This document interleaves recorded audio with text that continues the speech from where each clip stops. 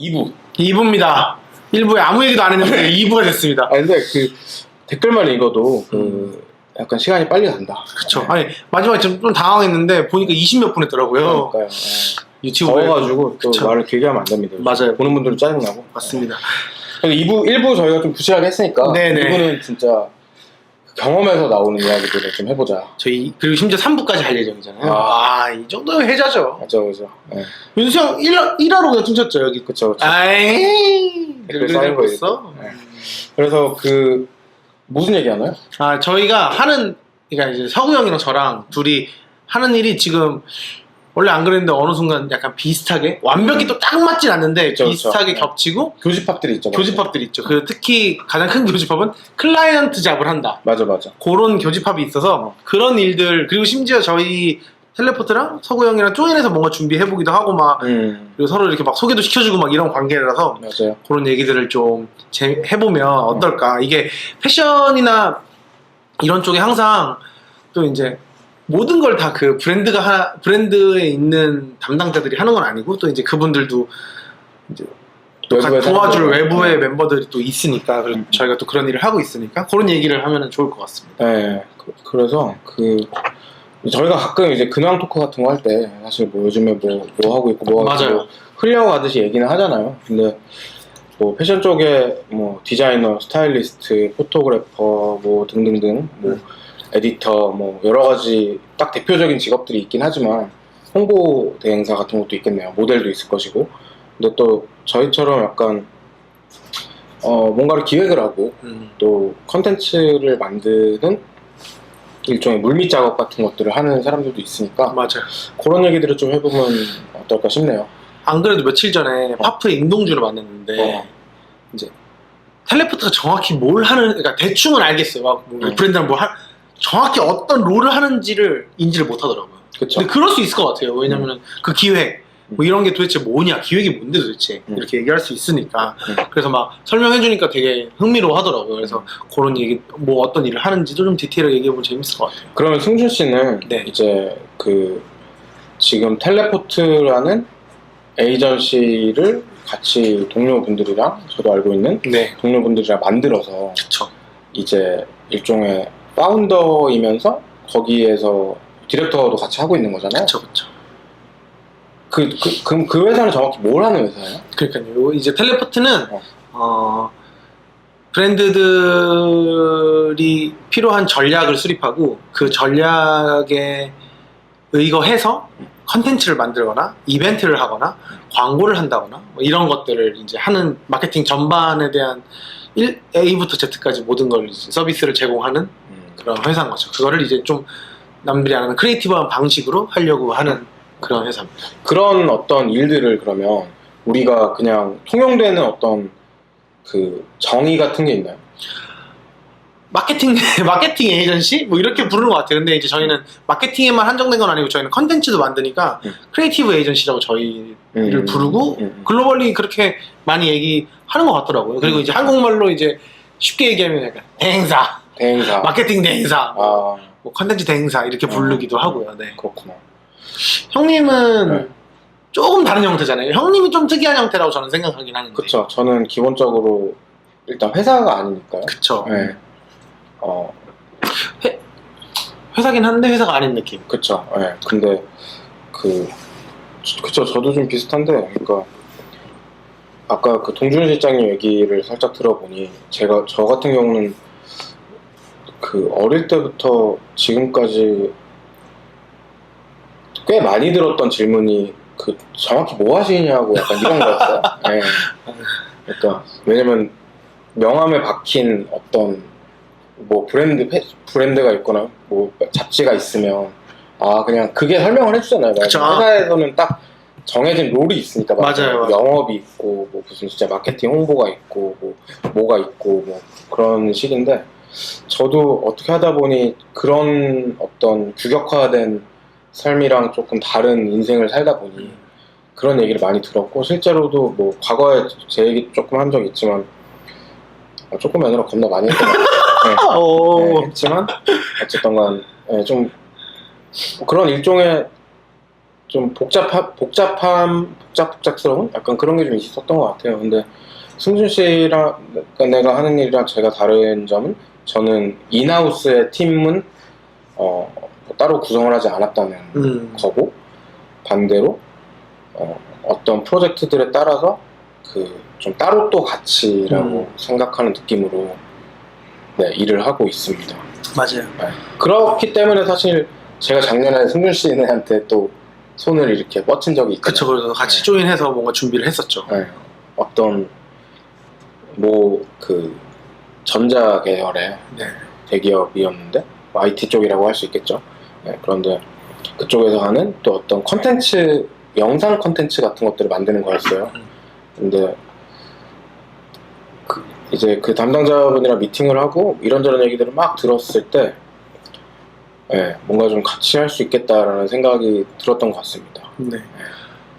그쵸. 서구형 포지션이 요 계열에서도 좀 특이하긴 한 것 같아요. 그러니까 다 하는 거죠. 완전 혼자서 다 하는 스타일. 근데 그게 사실 어려우니까. 그리고 그게 제가 보면은 원래 이게 진화 과정이 있는데 패션 저널리스트 그러니까 에디터에서 조금 더 에디터인데 글에 좀 더 집중된 패션 저널리스트에서 이렇게 전직을 계속 하다 보니까 이렇게 혼자서 다 약간 뭔가 해결하고 이제 거기서 또 주위에 필요한 인재 자원들을 이렇게 붙여가지고 모듈 형식으로 일하는 거에 익숙해지지 않았나 이런 생각을 하긴 했어요. 네, 저도 근데 뭐 그냥 개인적으로는 뭐 향후에는 머지않은 시기에 뭔가 그 인하우스의 팀을 만들어야 되겠다는 생각은 네, 사실 뭐 최근 든 것도 아니고 항상 가지고 있죠. 네, 근데 그게 저한테는 참 쉽지가 않더라고요. 왜요? 믿을 만한 사람이 없어요. 이제는 그런 문제 같진 않고, 그러니까 아마도 이건 제 개인의 문제일 수도 있는데 문제일 것 같기도 해요. 근데 그러니까 워낙 제가 기본적으로 혼자 일하는 것들에 익숙해져 있다 보니 반대로 그 경험에 시간이 쌓이니까 그 팀으로서 조직에서 일하는 경우들은 상대적으로 되게 제가 적은 거죠. 네, 그래서 그 팀워크를 항상 하긴 하는데요. 네, 모든 일이 사실 팀으로 하잖아요. 혼자 할 수 있는 건 없다고 봐야죠. 근데 반대로 그 내가 꾸리려고 하는 팀을 생각을 해보면 어디선가 좀 막히는 게 있더라고요. 그러니까 제가 예를 들어서 패션만 놓고 쭉 가는 뭔가 일을 한다. 네. 적어도 벗어나더라도 뭐 뷰티로 벗어나거나 좀 그래도 좀 연관 있는 쪽. 그러면은 뭐가 좀 더 수월할 것 같긴 한데 지금은 또 그렇지도 않다 보니 진짜 카테고리 희한하게 가시더라고요. 네, 그래서 그렇지도 않다 보니 약간 예를 들어서 프로젝트 단위로 일하려고 이렇게 요청을 한 친구들한테 이제 동료들한테 좀 일에 대해 설명을 하면 그 초반에 따라잡는 게 시간이 오래 걸려요. 싱크가 그쵸. 싱크 맞는 게 어렵죠. 네, 그래서 그게 조금 사실 되게 힘든 부분이긴 해요. 맞아요. 그게 근데 결국에는 이제 그냥 저라는 개인의 삶을 놓고 보면은 저를 좀 갉아먹고 있죠. 그쵸. 네, 그래서 사실은 팀이 제일 좋은 방법이다. 네. 그 텔레포트 말고 제가 웃음꽃도 하잖아요. 웃음꽃이 지금 그래픽 스튜디오랑 음악 레이블 형태가 합쳐져 있는데 지금 계속 인턴을 뽑고 있단 말이에요. 근데 인턴이 어쩔 수 없이 3개월 생각하지만 한 달 만에 나가는 경우가 훨씬 더 많긴 한 것 같아요. 몇 명 뽑았었어요? 저희 지금 일하고 있는 분은 인턴으로 시작해서 이제 정직원으로 간 사람 2명 있고 근데 다 네덜란드에 있어요. 근데 그래픽 디자이너들이니까 좀 가능한 것 같고 그리고 그 2분 말고도 한 6분 왔다 갔다 하고 있어요. 안에 지금 나간 분도 있고 근데 이제 보면 이 싱크 맞다가 가버리고 싱크 맞다가 맞추는 게 적어도 한 달 이상 걸려요 사실은. 그쵸 맞아요. 이게 진짜 맞는 것 같아요. 그래서 그거 한 달이면 다행이지 진짜. 그리고 아예 진짜 근데 이게 다행이지. 그래픽 디자이너니까 요 정도 걸리는 것 같고 왜냐면 이렇게 업무 툴이 똑같고. 맞아요. 그런 게 다 연결돼 있으니까 만약에 기획이면 저는 1년은 걸린다고 느껴져요. 그게 진짜 맞는 것 같아요. 근데 그쵸. 그러니까 그 1년 동안 딱 해줄 사람들, 확실하게 팔로우업 해줄 사람들이 이제 필요한데 그게 쉽지 않죠 또. 저희도 사실은 저희가 4명인데 직원을 물론 저희가 지금 당장 직원을 늘릴 생각 없지만 직원을 뽑아야 된다 그러면 또 막막한 거예요. 왜냐면 우리 같이 일해줄 사람 물론 이제 그걸 너무 기대하면 안 되지만 그런 게 막막하잖아요. 또 상상만 해도 막막하고 그런 것들. 또 내부는 또 그 전 직장인 스와이퍼에서 합을 좀 오래 맞춰봤잖아요. 그쵸. 네. 그게 또 연 단위로 맞춰봤잖아요. 네. 연 단위가 뭐예요? 연 단위로? 아, 네. 그쵸. 몇 년 동안 같이 했었으니까. 그리고 그러니까 또 이제 2명은 또 완전 또 그 전부터 맞췄었고, 또 김지현이랑 저는 또 아주 옛날 한 5년 이상은 또 맞춰보고 했으니까 약간 또 위험한다는데 반 가족 같은 느낌으로 할 수 있는 게 또 장점이긴 하죠. 밤도 맨날 같이 새고 막 이런. 복지는 없다. 복지를 서로 밥만 벌면 된다. 서로 파운드하기 때문에 뭐 알아서 하는 거죠. 뭐 네. 복지는 자기가 알아서 쉬고 맛있는 거 먹으세요. 이 동네 요즘은 빌딩 보러 다닌다. 아 예? 네. 그러고 싶습니다. 빌딩 보는 날 그날까지. 네, 그렇군요.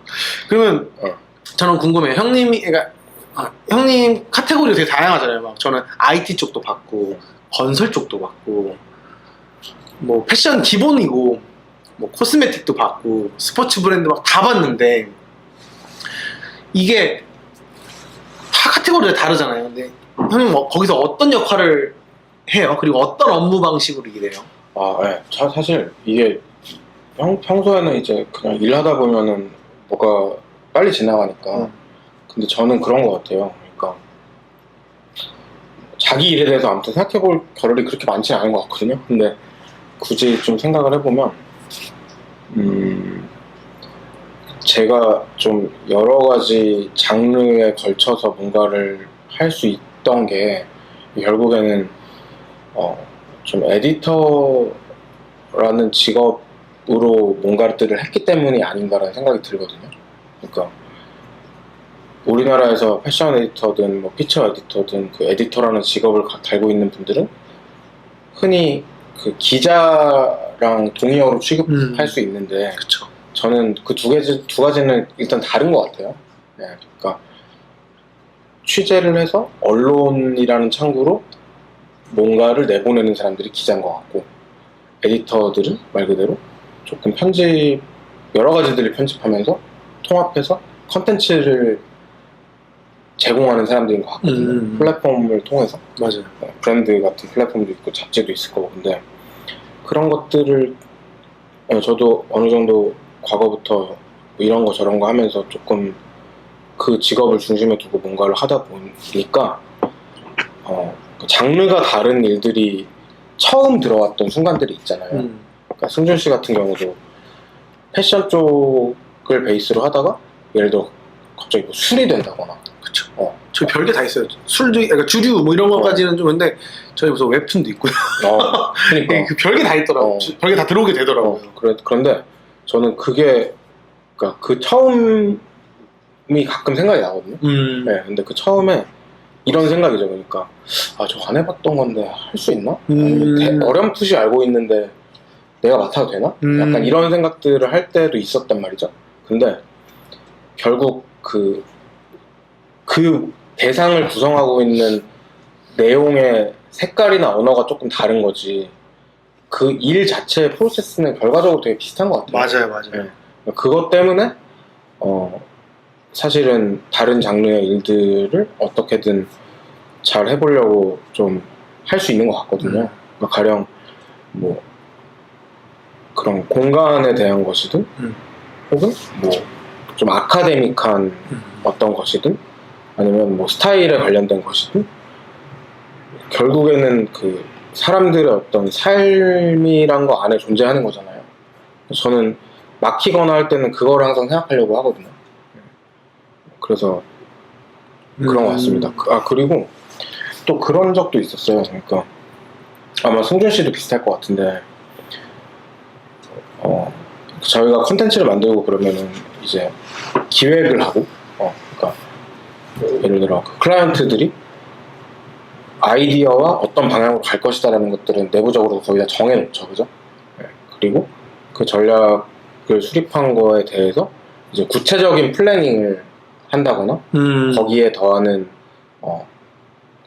더 괜찮은 어떤 메시지 자체를 만든다거나, 그래서 그것들이 가능한 처음에 기획했던 대로 보여지도록 쭉 끌고 나가서 사전 단계에서 뭔가 컨텐츠를 제작을 하고 그게 이제 외부로 노출이 되는 식이 이 일의 프로세스인 것 같거든요. 네. 근데 할 때마다 느끼는데, 저는 왠지 모르겠는데 제가 하는 종류의 일은 경력이 쌓인다고 쉬워지지가 않네요. 그거 엄청 맞는 것 같아요. 네. 그리고 심지어 나이가 들면 불리해지는 부분도 있는 거죠. 어떤? 그러니까 그 트렌드를 만약에 업데이트 하는 게 어려워지잖아요. 그러니까 물론 저는 지금 제가 아니라고 생각하고 있긴 한데, 그 아닌이 부르라고 생각하고 있긴 한데, 그런 사람들이 훨씬 더 많다고. 그렇잖아요. 늙으면서 옷도 좀 더 쉽게 입고 막. 그러면 좀 더 뒤처지고, 그러면 올드해 하면은 또 시장에서 도태되는 경우가 많은 것 같다고 느끼긴 하거든요. 그게 불리한 점. 뭐 물론 당연히 경력이 쌓이면서 유리한 점이 훨씬 더 많겠지만. 어떻게 보면 막 그런 패션 디자이너 브랜드들 같은 경우도 디자이너 개인 역량이 브랜드를 끌고 가는 브랜드들 같은 경우를 보면 사실 디자이너들이 나이를 먹으면 브랜드도 같이 나이를 먹기도 하잖아요. 그쵸. 딱 두 가지인 것 같거든요. 그런 경우 아니면 분리되어 있는 경우. 브랜드는 브랜드고. 그게 더 어려운 것 같아요. 그쵸. 그건 대단한 거죠. 그쵸. 사실은. 뭐, 바지만 만든다거나 네. 막 뭐, 뭔가 좀 특수한 스프링 같은 브랜드가 딱 그냥 떠오르거든요. 그쵸. 그러니까 맞아요. 90년대에도 10대, 20대였고 2020년대에도 10대, 20대. 그거는 네 대단한 것 같아요. 직원들이 또 많다고 하더라고요. 그러니까 그쵸, 잘 불리는 거겠죠. 네. 그런 이미지를 계속 지속해서 끌고 가는 게 그것도 좀 대단한 일이 아닌가. 엄청나게 대단한 그런 것 생각이 듭니다. 저는 이제 형님이 어쨌든 그런 디렉팅한 작업들을 보면은 아까 형이 그 얘기했잖아요. 다 사람 사는 거라고. 그게 다 되게 좀 약간 와닿은 게, 뭔가 홍서구의 결로 다 그들이 원하는 것들을 다 정리하고 풀어주는데 그게 또 기가 막히고 사람들이 다 감탄하는 요소들이 되잖아요. 그게 약간 인본주의 사상이었나요? 홍익인간 같은 거. 홍익인간 지신가? 아니 뭐 솔직히 거기까지는 너무 오버한 칭찬이신 것 같고, 근데 그냥 모르겠어요. 그러니까 저는 그 일할 때, 그러니까 저도 가끔 뭐 처음 뭔가 프레젠테이션 같은 거 들어갈 때 이제 회사 소개를 간단하게 할 때가 있잖아요. 네네. 어쨌든 뭐 사업자긴 하니까. 근데 저는 그 저의 일종의 말하자면 크리에이티브 에이전시로서 저의 작업, 그런 종류의 저의 작업들은, 그러니까 저는 막 대단히 완전 프론티어에 있는 뭔가들을 보여주는 것들은 이미 하는 사람들이 있는 것 같아요. 근데 저는 그 일을 할 때 어쨌든 저도 모티베이션을 받고, 가능하면 그 모티베이션이 일의 시작부터 끝까지 유지가 됐으면 좋겠거든요. 물론 안 그런 경우가 더 많다는 거는 저희가 너무 잘 알고 있지만, 근데 저는 어떤 맥락이 있는 걸 되게 좋아하는 것 같아요. 그래서 저는 제 그 네이비랩을 소개할 때 우리는 좋은 컨텍스트를 만든다고 얘기하거든요. 컨텍스트, 맥락. 그래서 물론 100% 그렇게 항상 되는 건 아니고, 일 따라 다르죠 사실. 근데 그렇지만은 가능하면은 좀 그런 어떤 그 맥락이라는 게, 근데 결국에는 그게 저를 설득할 수 있어야 된다는 것 같아요. 맞아요. 그러니까 사람들한테 막 플러핑하고 사기치고 하는 게 아니라, 잠깐 어떤 걸 위해서 뭔가를 하는 게 아니고 그냥 요로요로 해가지고 요런 게 나오는 거니까 라고 설명이 되는 게 사람 성격이 그런 데 나오는 것 같기도 하고.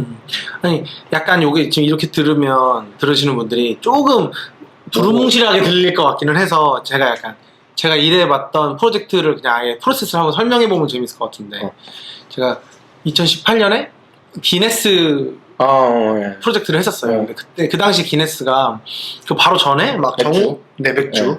정우성이었나 이정재였나랑 막 어두운 바에서 막 이렇게 목 넘기고 막 이런 맞죠. 뭔가 클래식한 광고들을 했었는데 그때 문제 이제 그 기네스 내부에서 디아지오 코리아 내부에서 문제라고 느꼈던 게 기네스를 너무 40대 이상의 맥주로 생각하고 젊은 사람들이 다가오지 않는다. 그 당시에 이제 막 크래프트 비어 이런 시장이 엄청 막 이미 다 커서 이제 완전 막 자리를 잡아가고 있던 와중이었어요. 맞아요, 그래서 맞아요.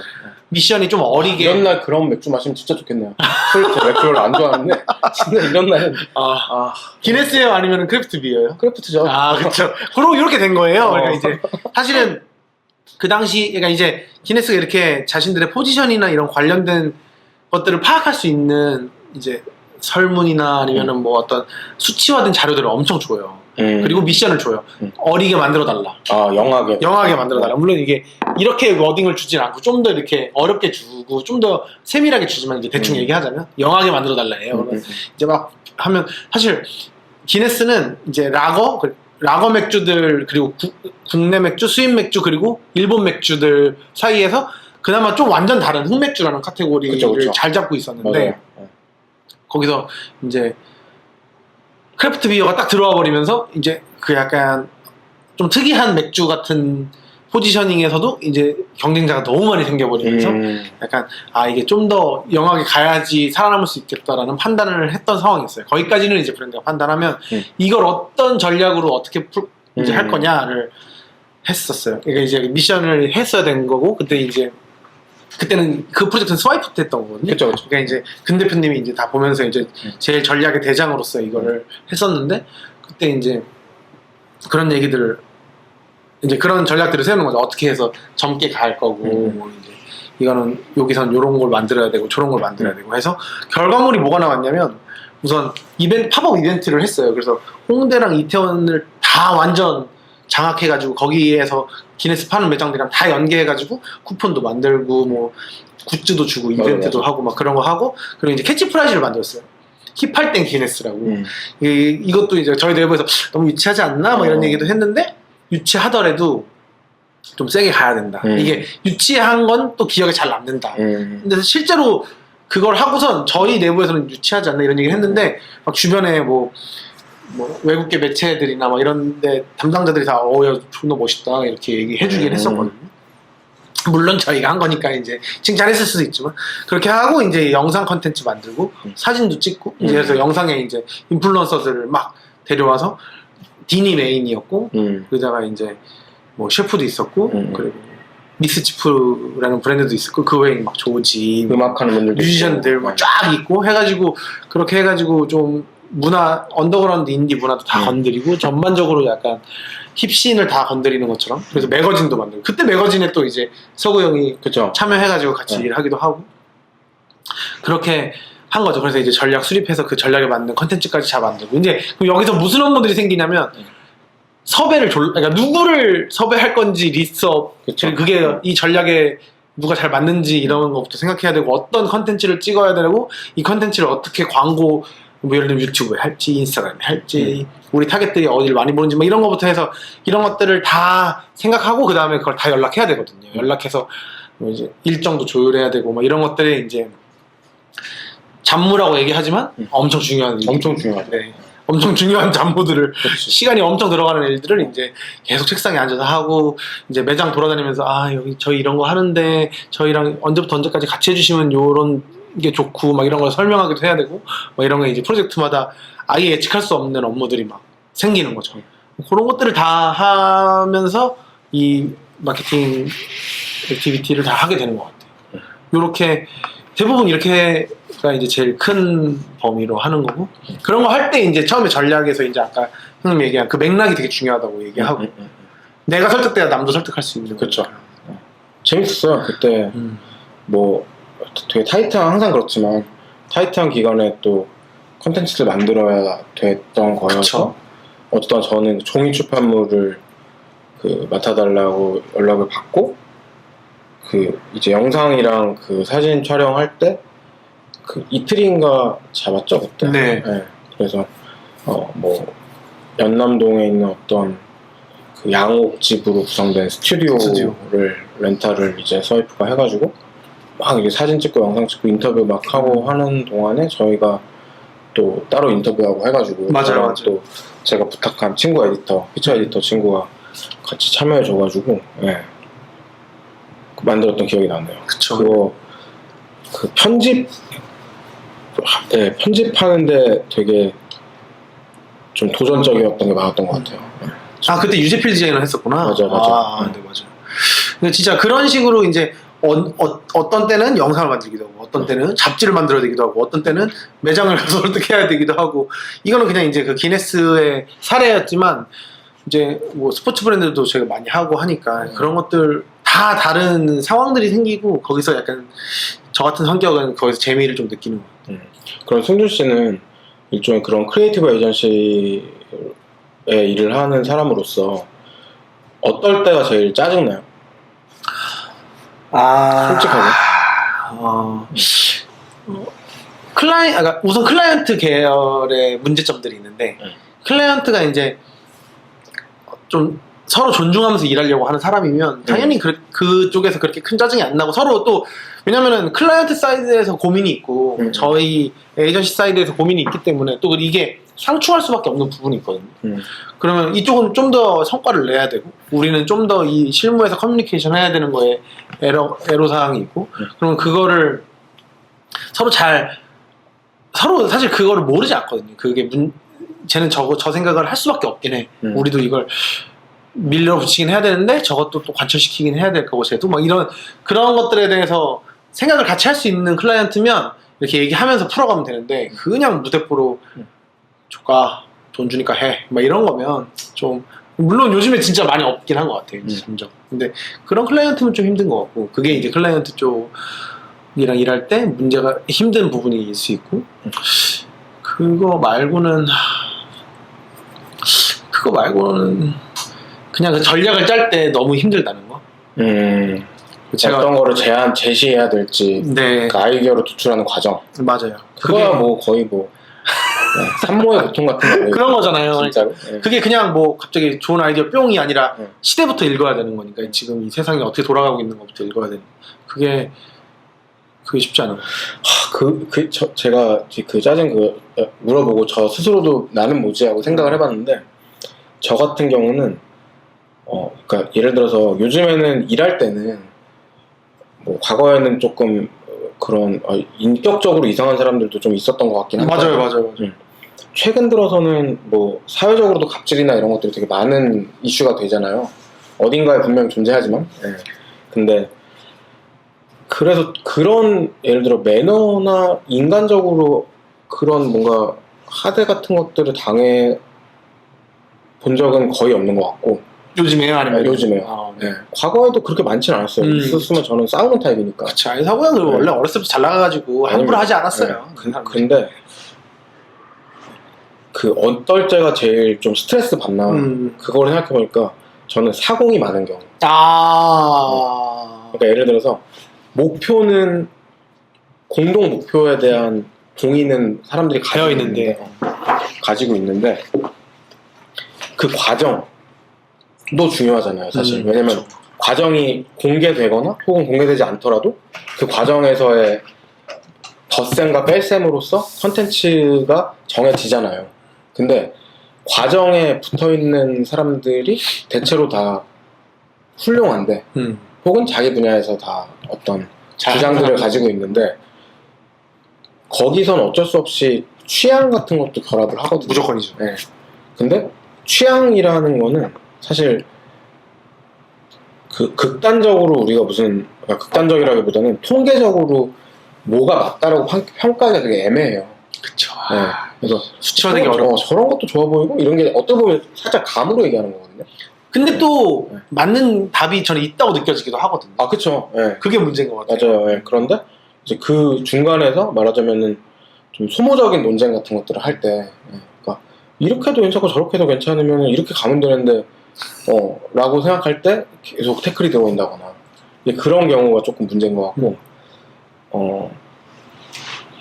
네, 뭐 일단은 그렇네요. 그것뿐만 아니라 저도 동감한 게 예를 들면은 결정권자들이 많아요. 근데 그게 예를 들면은 이제 저희는 뮤지션이나 연예인 끼고 하는 경우가 많은데 소속사도 입을 많이 대고 클라우드는 당연히 대고 입 대고 그러니까 근데 이제 연예인은 자기 연예인이 얼굴이 어떻게 나와야 되고 뭐 이런 거부터 뭐 음악은 어떤 식으로 노출되고 뭐 이런 의견이 되게 많을 수 있거든요. 근데 그게 저는 또 그 뮤지션 매니지먼트 해보는 입장에서 그게 엄청 필요한 뮤지션들이 있어요.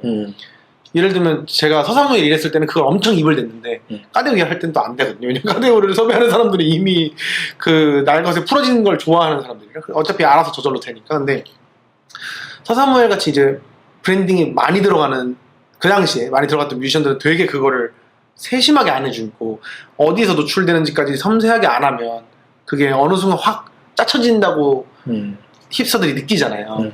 거기서부터 이제 붕괴가 오니까 브랜딩이 그런 거 이제 제가 가운데 입장에서는 그걸 다 들어줘야 되는데 그게 또 상충되면 또 그걸 조율해야 되고 이런 게 또 안 생겨도 되는 일인데 생긴 것 같은 느낌이 들고 막 짜증나는 거 그런 건 있는 것 같아요.